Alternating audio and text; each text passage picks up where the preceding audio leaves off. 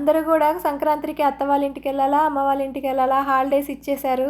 ఈసారన్నా ఏమైనా స్పెషల్‌గా పిండి వంటలు చేసుకుందామని కొంతమంది ఆల్రెడీ పిండి వంటలు స్టార్ట్ చేసే ఉంటారు. ఇంకొంతమంది ఎవరి ఆలోచనలు వాళ్ళవి కదా! నేను ఇక్కడ స్టార్ట్ చేశానండి. నా తిప్పలైతే మామూలుగా లేవు.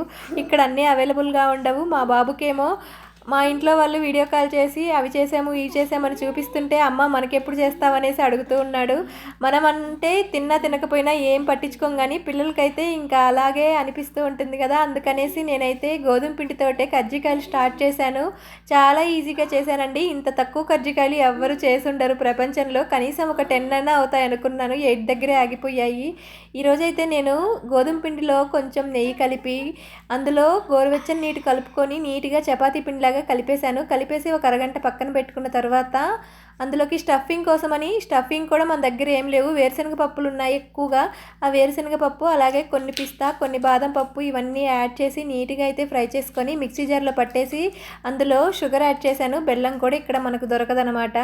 ఇంకా ఇవన్నీ యాడ్ చేసుకున్న తర్వాత ఇలాగా ఫోర్క్ తోటి కజ్జికాయలాగా అయితే నీట్‌గా అయితే షేప్ తెప్పించాను. ఇలాగా మా బాబు అయితే చాలా హ్యాపీగా ఫీల్ అయ్యాడు. ఇంకా అది చాలులే అనిపించింది. తక్కువైనా పర్వాలేదు.